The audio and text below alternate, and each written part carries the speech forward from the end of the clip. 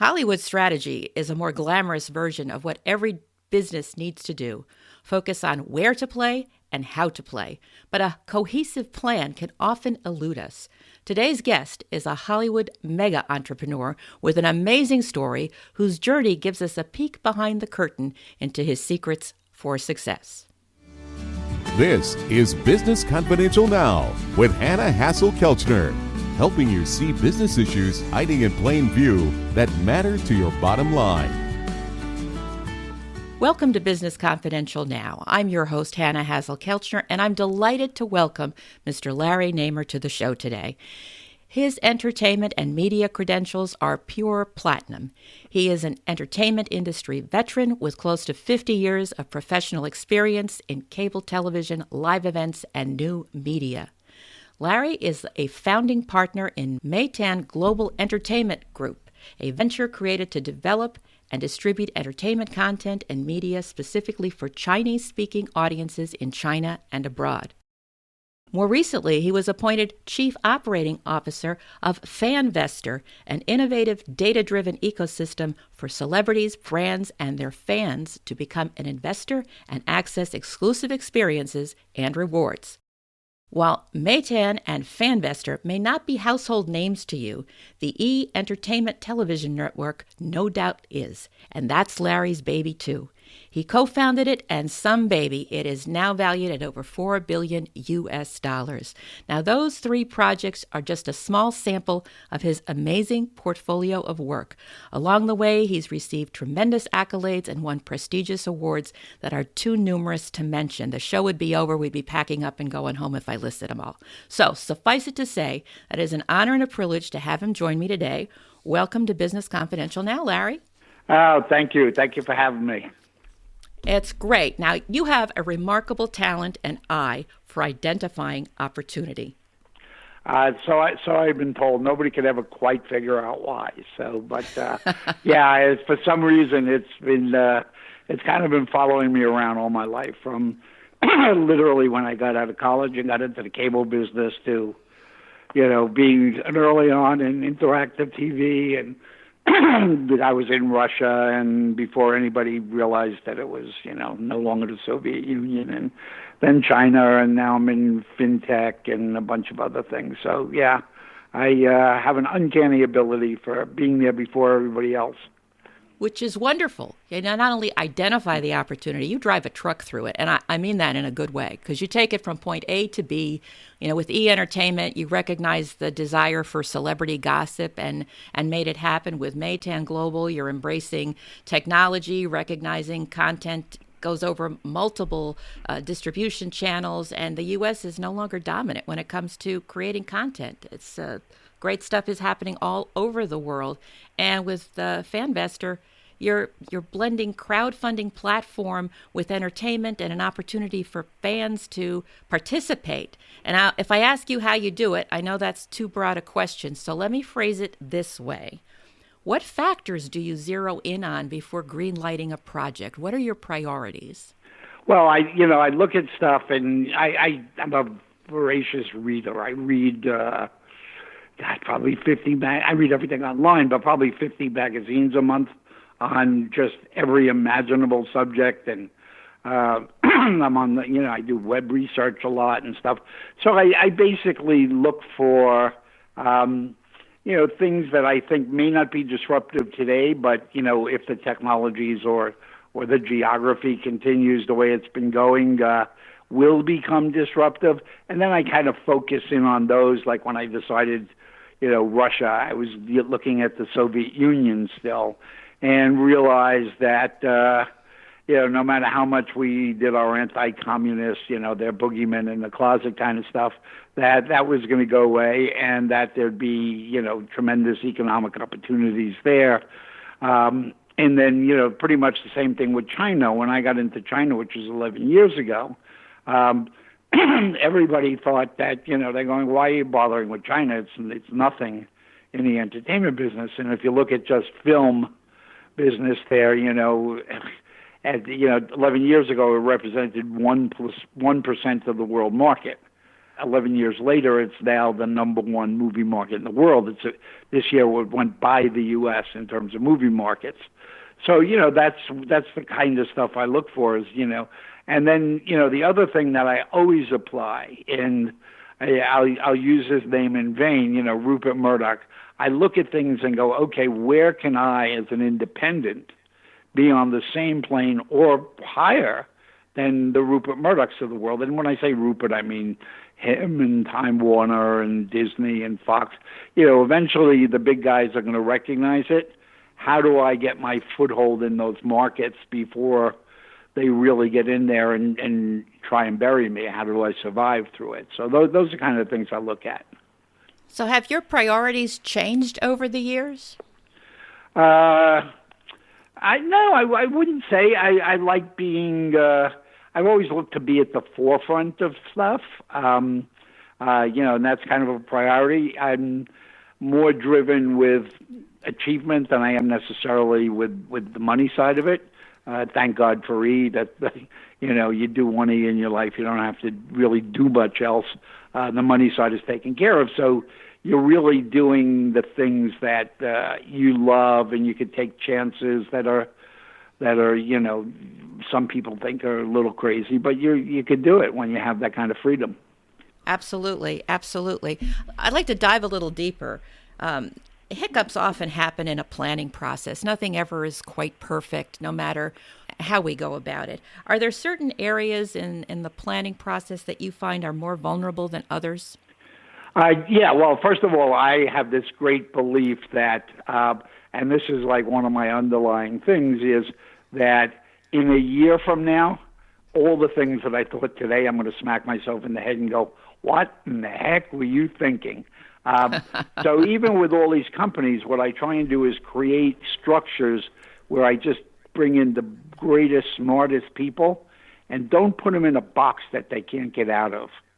Give them the flexibility so that they can adjust on a dime. And, unfortunately, that's one of my biggest beefs with business schools is, here's the textbook, here's what to follow. And unfortunately, you follow the textbook and you're pretty much, going to be in the bankruptcy court pretty soon.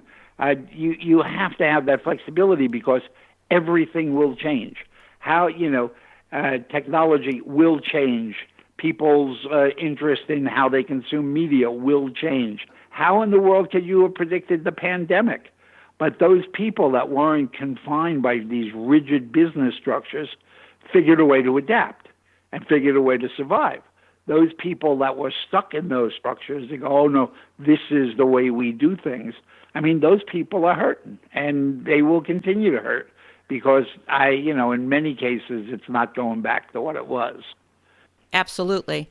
So flexibility, and really what you've described is tremendous leadership ability.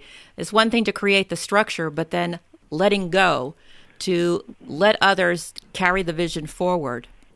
Yeah, and don't put them in a position that they're stuck in. I've had this conversation with somebody recently where, very big, business school, went to business school and got the MBA, I think 2 MBAs, and, they look at agreements and they go, well, where are the KPIs, in somebody's employment agreement?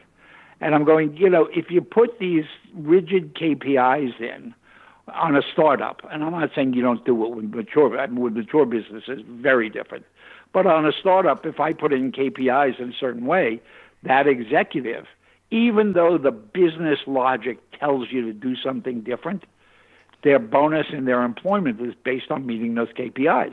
So that's what's going to drive them, not what's good for the business, and say, hey, you know what, we don't need to do this, we really need to do that. If you're stuck in having to do X, Y to get your annual bonus or keep your job, typically that's what people will do.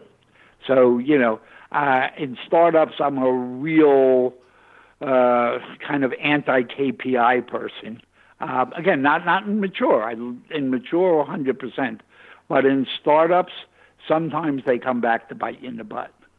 Now, that's a good philosophy to have because it's amazing how incentive structures, even in mature businesses, can sometimes drive behaviors that are not always in the best interest of the organization. Absolutely. And in particularly in startups, you don't have a lot of history. So Right. you don't really have predictability. You can't say, you should be selling, next year's sales should be 1.1 times higher or whatever it is. There's really no history to it. So whatever the KPIs are, they're basically totally arbitrary, you know.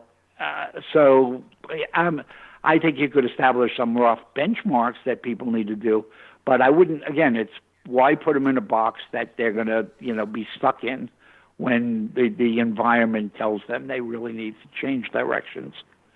So let them have that flexibility. Awesome. Yeah, and if they don't do it wisely, you get rid of them and you get smarter people. But hire the best, smartest people you can. Hire people that are, in each individual area actually smarter than you. I mean, you may be the overall broad person, and you may have to lead them, but just hire incredibly smart people, and you either trust them and they do it, or they disappear. Yeah, one way or the other, they disappear. Yeah. Definitely. All good, all good. So let me ask your advice about this. How could your approach to strategy be transferred to Main Street businesses? I think it does. I mean, particularly if you look at startups, I think, my advice, pretty much holds true there. And then, if you look at more established businesses, again, the times are changing so quickly, and technology changes, the consumer behavior changes, and stuff like that. It's really to think through structures. Always be looking for, where do I want to be next year? Where do I want to be in 3 years? Where do I want to be in 5 years? But realize that, making hard conclusions and just being rigid is going to put you in a place that you're probably going to regret. So, to me, with all the changes that are going on in the world and the changes to come, I mean, I think COVID is just, made people rethink stuff from soup to nuts, create business structures that allow for this flexibility. It's forced people to rethink things. And even when things get back to, and I'm going to, put quotes around it, normal, whatever the new normal is going to be, they're going to keep some of those new features because they realize that customers, their clients, their marketplace likes these things, and it's an additional revenue stream. So these are all kind of good developments, even though it's been baptism by fire, so to speak. Yeah, and you just look at certain things. I mean, I'll give you an example. I'm out in L.A., and I always wondered why L.A. never took advantage of the coastline, the beach, the gorgeous weather all the time, and stuff like that. And I go, all these restaurants can go inside now because they're forced to do outdoor dining. Why not? I'm going, this is the way you should live in L.A. We should be doing outdoor dining because we could do it 11 months out of the year. So things like that change. Then when you look at just offices, I mean, I would hate to own commercial buildings in inner cities now because it used to be where, all your employees had to report to work every day at a certain time and stuff. And now you realize that, sometimes they don't have to report to an office at all. They could work virtual, and sometimes they only need to report 1 or 2 days a week, and you could put them on shifts, and you could probably shrink the amount of space you rent dramatically. So, I think you'll see offices shrink, where people actually have to go to. And then you just look at, where people live. People pick a place to live that's typically close to where they work. Well, so that forces you, so you would live in New York City and pay crazy high rents and whatever. But now, if you're working virtual, you can move to Connecticut. So you're going to find all these apartments, and you see it now. My friends tell me, the apartment world in New York, a lot of empty apartments, and prices have come way down. And I've heard as much as 30%, in terms of rent. So all of this stuff is changing. And then you look at the business opportunities there, the rise of Zoom. What was Zoom before the pandemic? I mean, I used to use it, and I know a few other people, but it was not like part of your everyday life. But so now you got Zoom, and Microsoft Teams is caught up, and Google Meeting Place, and all those things. So, and it's not done. There's still going to be so much innovation in that work from home, virtual workplace kind of stuff. It's definitely an exciting time for sure, one way or the other, whether you go into it with anxiety or you're embracing it, right? Yeah, there is a silver lining, and while the pandemic is horrible in just every way imaginable, it has created opportunities with things like I told you, even like the newest thing I'm involved in, which is called Fanvestor, which is where fans can invest in the businesses or the careers of their favorite celebrities. Before the pandemic, if I would talk to a music manager and suggest that their music artist get involved in real estate or in developing a clothing line or a fragrance line or, anything like that, the response I would get, they go, Larry, look, we're really busy. That's not the way we do things. Well, for the first few months, that's kind of the attitude. It's not the way we do it. Everybody thought this would end a lot quicker. Now all these managers and lawyers and agents are looking at it and going, oh my God, it's going on longer, and it's probably not the last time we're going to have a bump in the road like this. And while my acts may not be terribly worried because they got a ton of money in the bank, if my acts aren't working, if my bands can't do concerts and tours and festivals, I don't get any commission and I can't pay my mortgage. So now all of a sudden, all these folks are calling me back and going, hey, you remember that thing you were telling us about? Is that still open? Can so-and-so still do a clothing line? And, things like that. So it's really, it's major, major changes in the businesses today and the businesses that'll be tomorrow.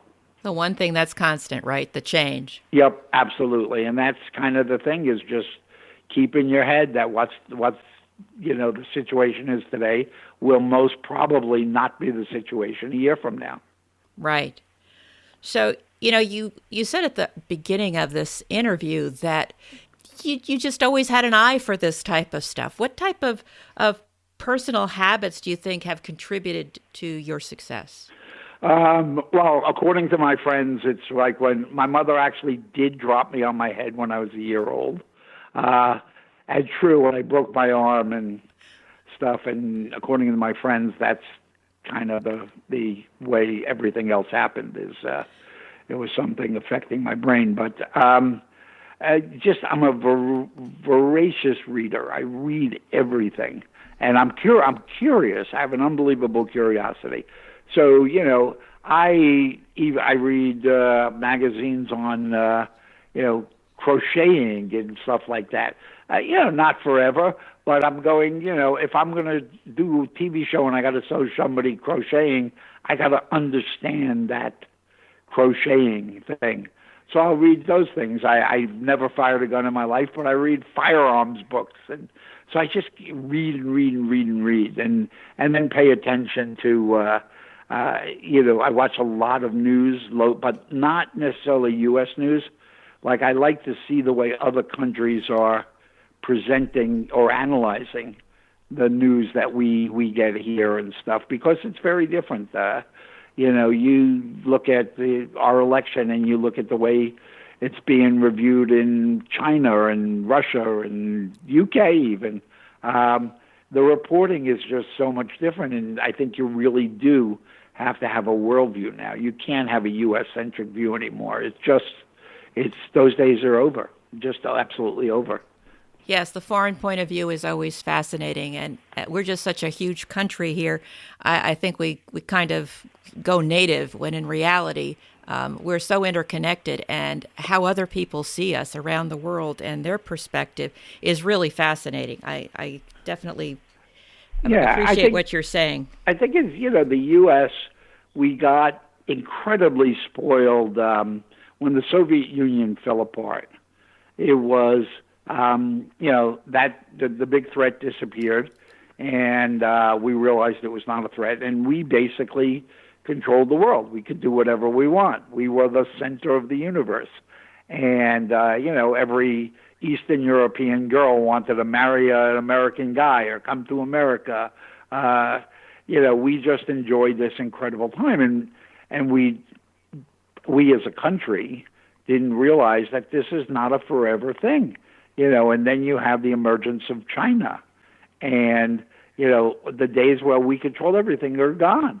And I mean, that's one of the things that Americans are struggling with, is the fact that we're no longer the center of the universe, and there are other countries out there, China being one, but Vietnam and India and all these places are coming up, and we're going to have to learn it really is a global environment, and we're part of the human race, and not just we're not just Americans anymore. That's right. But I think if we embrace it, we'll all realize we're going to be all richer for it. So, and I don't mean that in a monetary sense, but in terms of different points of view and what we can learn from each other. Absolutely. So, absolutely. Yeah, definitely important. If you had to start your entrepreneurial journey over again, what would you do differently or wish that you knew then that you know now? Well, I would have. I spent my first 10 years at Time Inc. working for other people, which was a great training ground, but I probably should have started thinking of doing my own stuff a little bit earlier. But, I certainly caught up. Just the whole idea of flexibility, going into things and going, my idea is so good, and just sticking with things too long, I think, is the biggest problem that I've had, and I think one of the biggest problems entrepreneurs have today. Quite honestly, I get up in the morning, I have 10 new ideas. By the time I go to sleep, at least 9 of the 10 I realize were really dopey and impractical. But I'm now, and this happened with age, smart enough to go, okay, thought it was good, didn't work, next. Most people hang on too long, and they spend, the thing that you have that's finite is time. We've got a lifetime that's set, however it's set, and we need to maximize the use of all the time we have. So even just because you have a good idea, it may have seemed like a good idea, but ego has you hold on to it, even to the point where logic would tell you it's no longer valid, or it wasn't such a good idea to begin with. So the greatest strength that I've learned as I got older is the ability to let go and go, you know what, thought it was good, now I see it's not, time to cut loose and move on. And I don't waste time on things that, where I'm fighting to keep hold of something because my ego makes me do it. That is good advice, because I know I've done that myself, held on to things for too long where I should have let go sooner and made a pivot to something else. So definitely it's easy to fall prey to that. What do you think was the best piece of business advice that you ever got? I worked when I was in Manhattan Cable, when I worked for as part of Timing family. I worked for a guy named Nick Nicholas, and Nick went on from Manhattan Cable to become the president of Time Inc. and then Time Warner and stuff. And he taught me. I just kind of watched him and the way he did it. He was really tough, but he was always fair. He was demanding, for performance and stuff, but you could never look at him and say that he wasn't fair in how he dealt with things. So, that saying firm but fair was one. The other thing I learned from him is time management. When I first moved into management, and he recruited me to move from being a union guy to being a management guy, one of the things he did, if you sent him something, he wouldn't necessarily act on it right away. He would put it in a drawer. And one day I asked him, I said, why do you do that? He goes, because 90% of the stuff people send me, in a week from now, it doesn't matter to them anymore. So unless they come back, he goes, I don't waste my time dealing with it. And, I realize it's absolutely true.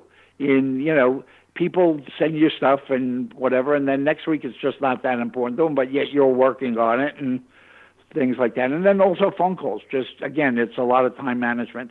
I very rarely answer the phone for people. I mean, my kids have my emergency number and stuff like that. But I find whatever I'm working on and I get a phone call, it's people change my priorities and my agenda to deal with what they want to deal with at that time. So I just have a thing with everybody. I go, look, if it's an emergency, yeah, I'll talk to you on the phone. But short of that, send me an email, and I promise you that I will never, ever go to sleep without answering all my emails. And I've stuck to that. I don't make a difference how long I stay up. I answer every email. And people are now used to the fact that, I'm not going to answer the phone, but if you send me an email, you will get an answer that day. That is great time management. And you've trained them well, which is kudos to you. Yeah, after a while, they get used to it. They begin to realize. And the thing is, you got to stick with it. So, right. Once they see that, every email they send gets answered like immediately. But every phone call, I tell people, I said, look, if you leave a message for me, maybe I'll answer you in 3 days. But if you send me an email, I will answer it today. So they just do it. Well, that's great advice. So to those folks that are listening, decide what your preferred method of communication is. If it's a phone call, fine. If it's email like Larry, fine. Let people know. And it's one way to streamline your day and reduce those interruptions, which is other people constantly asking you to do what they want instead of what you want. Exactly. All right. Well, Larry, thank you so much for joining me today. You have been very generous in sharing your wisdom and your time, and I deeply thank you. It's my pleasure. Thank you. That's our show for today, but don't go anywhere. I have a really easy ask for you. Would you please open your podcast app and give us a 5-star review and leave a comment about what you love most about the show? I do read them all, and it'll take you less than a minute. And while you're at it, share this episode. Tell someone about it, because the best way to grow our audience is by word of mouth. And if you want the detailed show notes, links to connect with my guest, or cool stuff that we talked about, or even if you want to ask a question or have a show idea, come on over to businessconfidentialradio.com. I'll catch you on the next episode, and in the meantime, have a great day and an even better tomorrow.